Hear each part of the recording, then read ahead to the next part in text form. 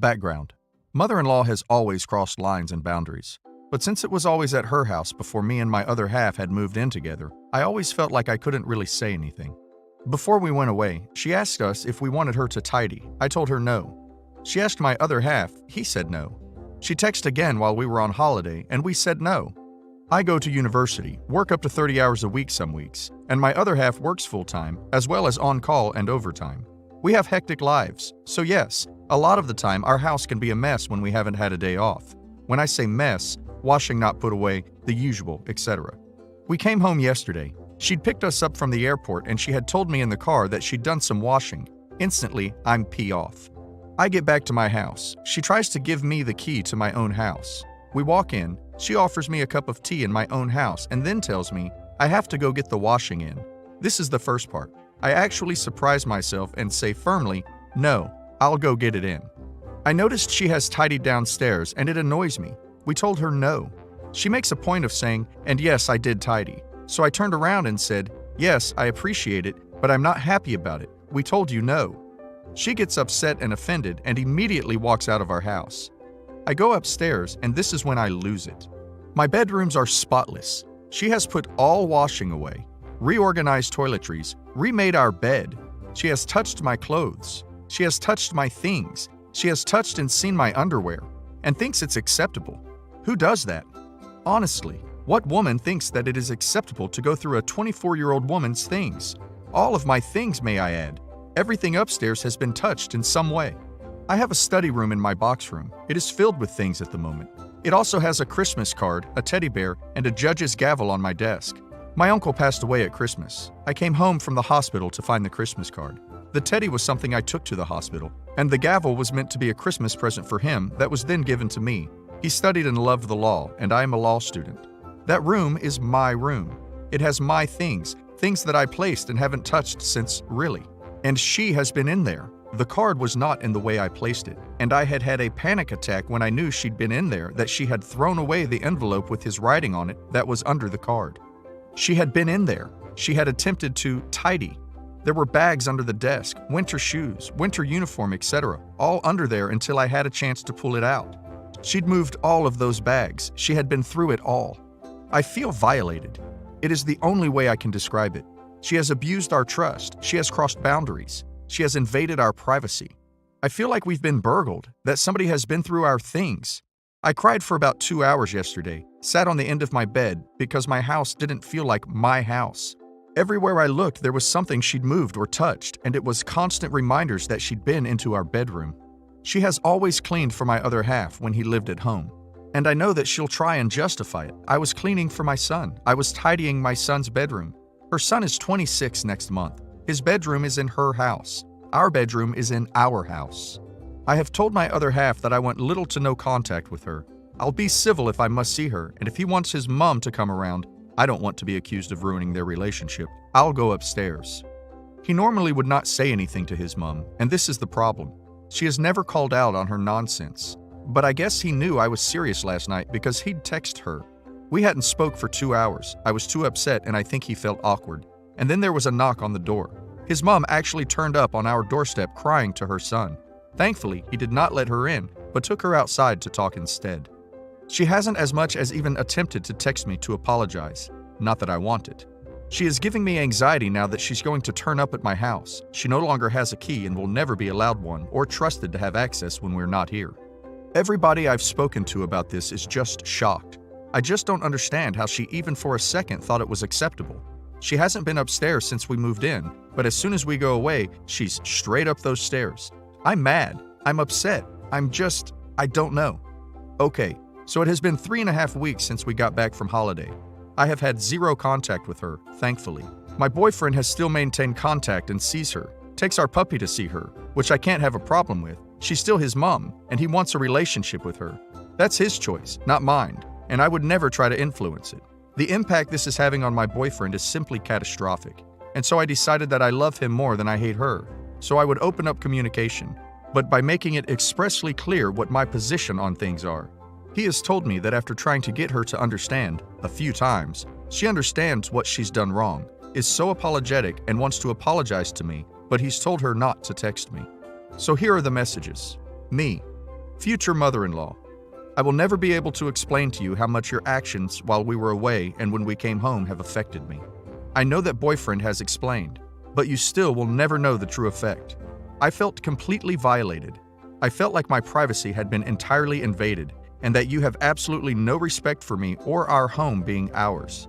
Our relationship has been damaged and will never be the same again, which is a shame after all these years, but I don't know if I'll ever be able to forgive your actions. There is simply no justification for what you did. I have remained silent towards you as I originally preferred to have no contact with you again. However, the impact this is having on boyfriend is catastrophic, and I love him too much to put him through that.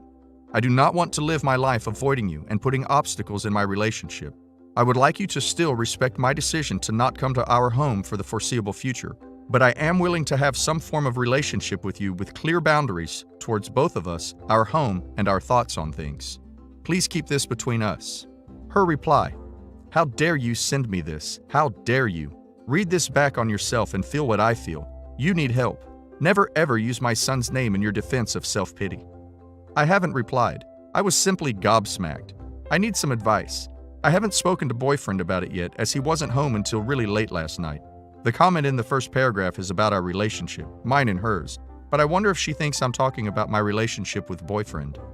I didn't reply to future mother-in-law, but I have received a text from future sister-in-law today. Good morning, OP. 1. Please stop sending my mother inappropriate texts. You of all people should know she can't handle conflict and bullying. 2. I was not getting involved, but now I feel you are clearly trying to control the situation. 3. If my mom violated your home, then clearly your sister violated my brother's home, as she was there when my mom arrived and she had a key, as did my mom, with my brother's wishes. 4. Do not respond to this message and do not contact me, my family, and especially my mom ever again. 5. My mother's entered my brother's home to make sure he had clean clothes on his return from holiday and put a few things away of his as he has been working all week. 6. I hope you sit back and realize that from a kind act of helping and caring for you, as she always has, this has become such an upsetting and awful thing. Please stay away from my mom and me. I hope you truly realize what you have done by making my mom out to be an awful woman. How dare you? She is broken, and I won't put up with it. I sent a reply which is super long and basically outlined in a respectful way what the case actually was. Her reply was absolutely hilarious, with a crying laughing emoji. For reference, while we were away on holiday, my sister asked me if she could go to our house to use my printer. She texted asking for permission despite having a key. I knew she was there the whole time she was there, just in case people think there's double standards going on here. Am I overreacting by not wanting my mother-in-law to feed my children anymore after this crap that she's pulled? My 9-year-old daughter became a vegetarian about 8 months ago, her friend's older sister's influence, and takes it surprisingly serious given her age. For some bizarre reason, my mother-in-law has a serious bug up her ass about it and hates that my husband and I allow it. We had a small confrontation about it a few months ago, but she seemed to back off after I made it clear I wasn't interested in her input. On Friday night, we had dinner with my husband's parents, and she served spaghetti. It was a meat sauce for the rest of us, but when she gave my daughter her bowl, she said, "And a special veggie sauce just for you," all sweetly. Halfway through her bowl, daughter started to panic and asked mother-in-law if she was sure there was no meat in the sauce. Mother-in-law insisted there was none. I took her plate to inspect, and sure enough, there was beef in her sauce. When I stated there was indeed meat in it, my daughter immediately began to cry. I took her into the living room to calm her down while husband confronted his mom. She at first insisted it was an accident, but after he established he didn't buy that for 1 second, she admitted it was intentional. She said she thought by reminding her how delicious meat was, she would give up that vegetarian nonsense. She said she couldn't see what the big deal was and suggested we get daughter therapy because the fact she cried over it was very troubling and a sign something is wrong with her. At that point, I insisted we leave. I was starting to seriously consider throwing the spaghetti in the bee's face, but knew it would traumatize the kids. In the car, we obviously explained to daughter that there was nothing wrong with her and grandma was 100% in the wrong. She seemed to have already come to that conclusion on her own, though. Mother-in-law sent a half-assed text apology to my husband last night. Basically, I shouldn't have done that, but insert essay about why eating meat is no big deal and daughter overreacted here. He hasn't responded because we're still trying to figure out what to say and how to handle the situation. I'm beyond livid. He's trying to figure out things to say to get her to understand daughter's feelings. like asking her how she would feel if someone tricked her into eating a dog. However, I strongly feel like we shouldn't have to do that. We shouldn't have to defend our daughter's personal choice not to eat meat and her right to have that respected. We shouldn't have to try to validate her feelings of being deeply upset after she was tricked into doing something she is strongly, morally opposed to by someone she trusted. I told my husband I don't trust his mother to feed my kids anymore. He thinks I'm overreacting and we should give her a second chance once the dust settles with this, but my trust is gone. She took it upon herself to decide my daughter was wrong for being a vegetarian and try to fix her. She decided she knows best and to ignore not only my daughter's boundaries, but ours as her parents not to push meat on her. It also worries me because our 5-year-old has a peanut allergy that she scoffs at. She's never tried to sneak her peanut butter products, but she's dismissed it as probably not serious and has said how people outgrow allergies, so she probably will too. After this incident with the meat, I'm terrified she'll decide to ignore that food restriction too. What do you guys think? Am I overreacting for feeling like she shouldn't be given a second chance when it comes to feeding my kids after this? The background details are in my previous post, but the short version is, my mother-in-law tricked my daughter into eating meat a few days ago. Dear husband texted her today to let her know dear daughter wants me to take her trick-or-treating instead of mother-in-law like we initially planned. I guess this got it through to mother-in-law what a massive betrayal it was, and she actually felt genuine remorse. She said she was going to talk to dear daughter and apologize. We were very relieved because we worried it would be like pulling teeth to get her to see that what she did was awful. My daughter just got home from school screaming, "Grandma got me a puppy!" Turns out that my mother-in-law went to a pet store and bought a Pomeranian puppy to try to make it up to her. After texting her a sincere apology, she sent her a picture of the puppy. I have no idea what to do. To be fair to mother-in-law, we said we decided to get a second dog that would mostly be for dear daughter. I'm sure her motivation was genuinely to do something nice for her, and she probably thought she was helping us by paying for a dog so we didn't have to. However, this is not what we wanted for a second dog. First of all, my husband was militant that he didn't want a Pomeranian when I considered one for our first dog, so he is going to be livid.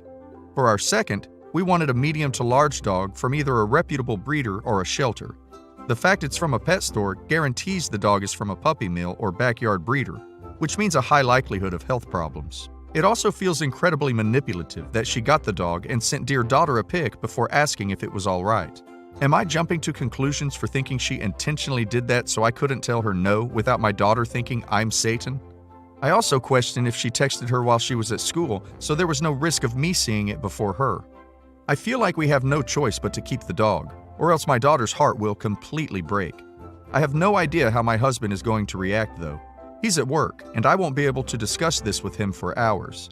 Meanwhile, my daughter keeps talking about how excited she is about the dog, and I don't know how to respond other than feigning enthusiasm for her sake. I'm very worried my husband will insist we can't keep the dog, and I have no idea what to do if that's the case. On one hand, I want to respect him, but I also don't want to crush my daughter. Would I be in the wrong if I pushed to keep the dog? I'm a stay-at-home mom, so between me and dear daughter, it's not like he'd have to care for it at all. He would just have to exist around it, and I'd like to think he would warm up to it after some time. Also, I don't know what to say to mother-in-law at all. Any advice on how to handle this is very much appreciated. Update. Husband and I discussed it, and we will not be keeping the dog. He talked to his mother, and apparently she cannot return it, so she is going to keep it. We told dear daughter that grandma is keeping the Pom, and we will be taking her to a shelter next weekend to pick whichever dog she wants, as long as it gets along with the one we already have. She did not seem the least bit disappointed, as it means 2 new dogs in her life, so at least there's that silver lining to the situation. Dear husband and I are now in the process of figuring out the appropriate consequences for his mother and plan on having a very serious discussion with her within the next few days. I will let the sub know how that goes. Thank you so much everyone for your advice. So my other half and I have been a couple 9 years, married 6, with 2 children that are 10.5 months apart. However, we had actually dated for a few months exactly 10 years previously, but I wasn't ready to settle down and he was too quiet. I loved him, but we were too different. So fast forward 10 years and we meet again. I've been invited to his home for dinner and I never left. We were more in love now than ever, and after 2.5 months, we were engaged. We didn't want to miss spending any more time apart. However, his family found out about me and demanded to meet me. Other half was reluctant as he didn't actually like any of them, but he relented. First encounter was almost all of the family at one of the niece's birthdays. I felt like I was on trial. Every time other half left the room, I was inundated with questions, my banging. But here's the good bit. So we get a dinner invite to his mother's for food and games. So me here, still trying to look like I'm good enough, we say yes. Now my other half must have called her, text, and left messages, letting her know that I am highly allergic to onions, and asked if that can be left out. The day arrives. We knock and I can smell onions right away. So I excuse myself to the bathroom to dab a light scent under my nose so that I can try to avoid being sick just over a little smell. I expressed my concerns to my other half as soon as coats were taken and drinks were being taken. He said he had already smelt it, but that it was probably in the stuffing, so easy to avoid, except it wasn't. When the table was laid and we sat at it and waited for food, I kid you not, literally everything had onions in it. Even things that had no right having onions. Yep, she's put onions on it. Her defense was, "Oh, I thought your message said she loved onions. My mistake. Oh well, just eat around it." Oh my God, she had to be kidding me. Here's some of the things that she invented for me. Mash with spring onions, chicken stuffed with sage and very stinky onion stuffing, and she had basted it with onion oil too. Onion dips, onion bhajis. Honestly, the only thing that didn't have onions on it was the French stick, as we brought that with us. My other half almost lost it, but I kissed his cheek and said, "Be civil, I'll grab McDonald's on the way home." Other half ate the dinner with daggers, and I ate bread. The mother-in-law noticed and asked why I wasn't eating anything. So I said, "I'm allergic to every form of onion, and I don't have my pen with me." Her face dropped, and she mumbled something and stormed off.